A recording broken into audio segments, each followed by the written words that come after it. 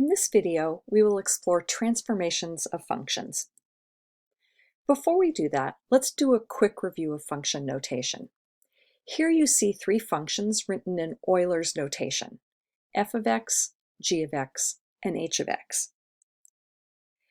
You will remember that if you have f of 2, what that's telling you to do is to take the 2, substitute it in for the x in function called f, and then you're going to use that as your argument. So you're going to do 2 squared and get 4. Try this one.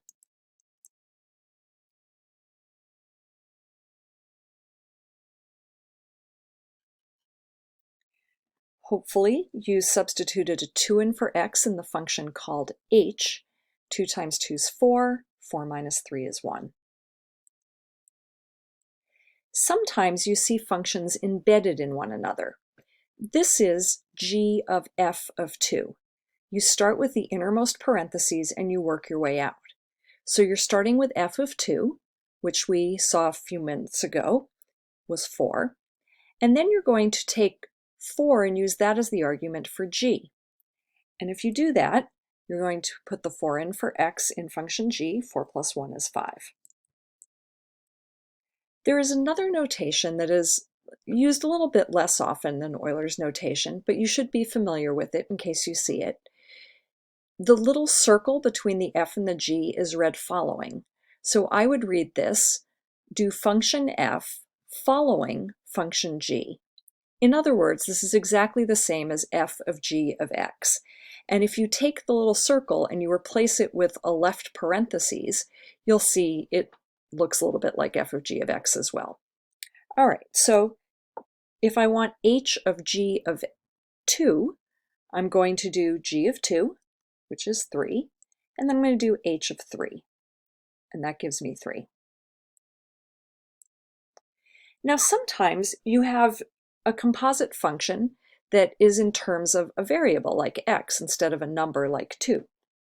In this case, you're being told to take function g, which in this case is equal to x plus 1, and do f of that. So I'm doing f of x plus 1. X plus 1 becomes my argument.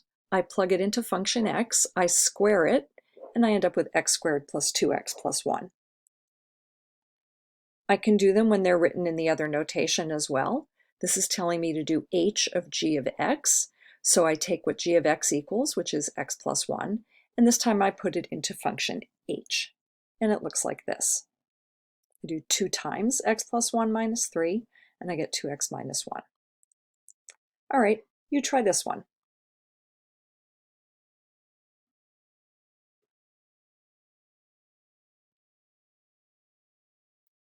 So you're starting with h of x, which is 2x minus 3. You're making that the argument of function g. And so you have 2x minus 3 plus 1, which is 2x minus 2. All right, try it with the other notation.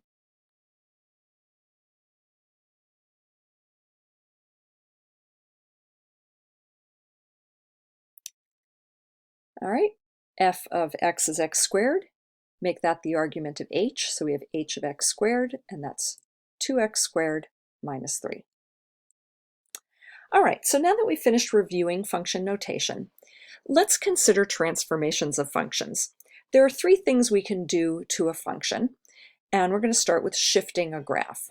Now, you can shift any kind of function. I have in my first column a line, my second one's a parabola, then I have a sine function in my third column, and a square root function in my fourth. I can take a graph and I can shift it a certain number of units, let's call them c, up or down, by adding or subtracting to f of x. If I want to go up, I'm going to subtract, and if I want to go down, I'm going to add on the left of my equation. Once I've done that, of course, I can add the same thing to both sides or subtract the same thing from both sides. So if I start with f of x minus 3 equals x, because I would like to shift my line up for c units, that's the same as saying f of x equals x plus c. So take a moment and look at the top row and just remind yourself of how it is we go about shifting curves or functions up.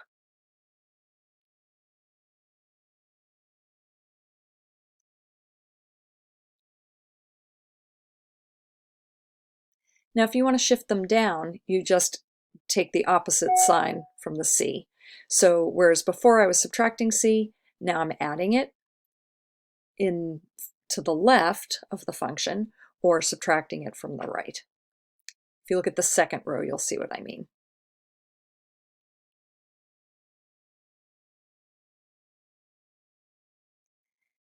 And if you would like to shift your function left or right some number of units, you're going to add or subtract from the x, and you're doing the opposite of what you want. So if you'd like to shift left, add c. If you'd like to shift right, subtract c.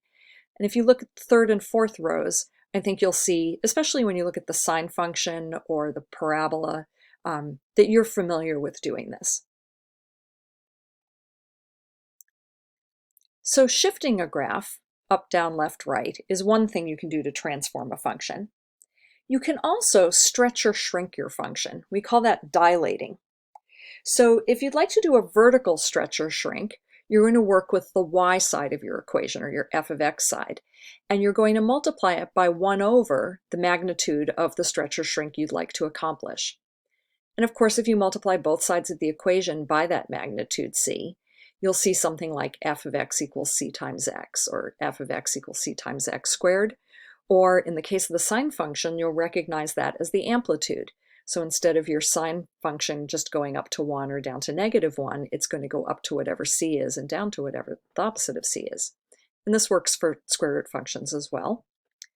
If you would like to do a horizontal stretch or shrink, then you're going to multiply by 1 over c on the x side of your function, which you can see in the bottom row. So we can shift things around, we can dilate them, stretch them, or shrink them, and we can also flip them over. So if you'd like to flip your graph over the x-axis, you're going to do the opposite of f of x equals x, which is the same as saying f of x equals the opposite of the argument on the right-hand side of your equation. And if you'd like to flip it over the y-axis, make the x part the opposite of whatever it was. If you look at the bottom row, you'll see what I mean there.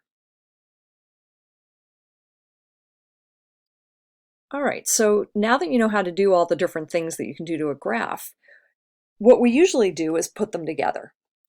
And when two or more transformations are combined to form a new transformation, that result is called a composition of transformations.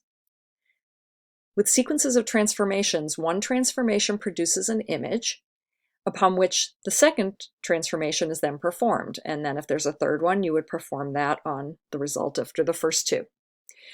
What this means, though, is the order in which the transformations are applied may change the outcome. So you need to keep in mind that when you're doing more than one transformation on the same function, the order often matters. Here are some examples. Let's say I start with the function y equals x squared, basic parabola. If I do a vertical stretch of 2, followed by a vertical shift of 3, I get the picture that just appeared that's green.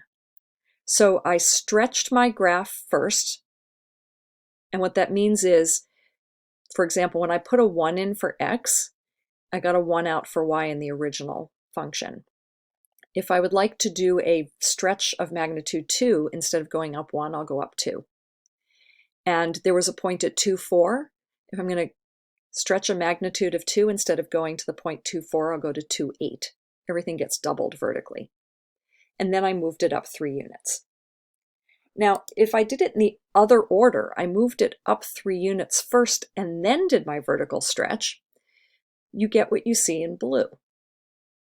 Everything moves twice as far away from the horizontal axis after I shifted it 3 units. And so you can see the moral of this story is you get different results if you do the things in different orders. All right, so what that means is you need to know what order to do them in. And if you do them in this order, you'll rarely go wrong. Start with the parentheses that indicate horizontal shifts. That's the left-right shifts. Beware of other parentheses. That's not what we're talking about here. This is the horizontal shift parentheses. Then deal with multiplication. That's the stretching and the shrinking. Then deal with negation. That is reflection. And finally, deal with the addition and subtraction that controls the vertical shift. It's easy to remember this because this is basically just the same order of operations you learned in elementary school, right? Parentheses, then multiplication, and then addition and subtraction. Just keep in mind you want to reflect before you shift things vertically. All right, so here are some examples. Let's say this is the function I would like to graph. The parent function is f of x equals x squared. The first thing I want to do is what's in parentheses, and that's the horizontal shift 2 units to the right. That gets you the blue curve you see here. Then there's no multiplication, so I don't have a stretch or a shrink. There's no negative, so I don't have to flip it over. I do need to deal with the addition and subtraction at the end that causes the vertical shift. And that makes this curve go up 3 units, and I end up with the red parabola.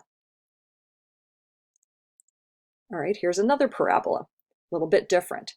Starting with the parentheses, this is the parent function, still a parabola. Start with the parentheses, I'm shifting this 3 to the left, and I get that purpley magenta curve. Now I do not have any multiplication, so I won't worry about that, but there is some negation. I want to flip it over. So there's the curve flipped over. And now I need to deal with the addition or subtraction. I see a +1. I'm shifting it up 1 unit. And you can see the original curve is the spotted one, and the transformed one is the blue one. All right, let's try a square root curve. The x plus 2, even though there aren't technically parentheses around them, they are grouped underneath the square root sign.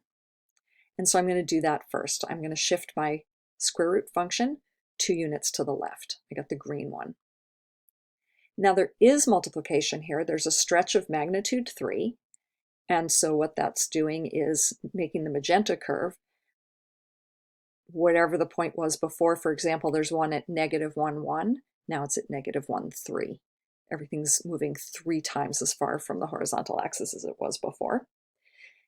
No negative sign, so I'm not going to worry about reflection, but there is a -4, so I'm shifting that curve down 4 units. And so you can see the original curve is the spotted one. That's the parent function, and then the blue one is the final one. All right, one last example. This is a cubic curve. There's the parent function. Parentheses, there's an x minus 1. I'm shifting this curve 1 unit to the right. That's the blue one. There is a multiplication of 1/2, so now instead of it stretching out, it's going to kind of flatten out a little bit. There is a negative sign, so I'm flipping the green one over. I get the red one. And finally, there is a +2. That's my vertical shift. I'm shifting the red curve 2 units up. And you can see now the parent function in black spots and then the final function in purple. All right, so that's it for the presentation. If you go into your Schoology folder for today, you will find a worksheet that says 1.4 transformations practice, and I would like you to spend about 20 minutes on that. That will take you to the end of the 35-minute asynchronous time today, and we'll finish up whatever you haven't had a chance to finish next time we meet. Have a great day.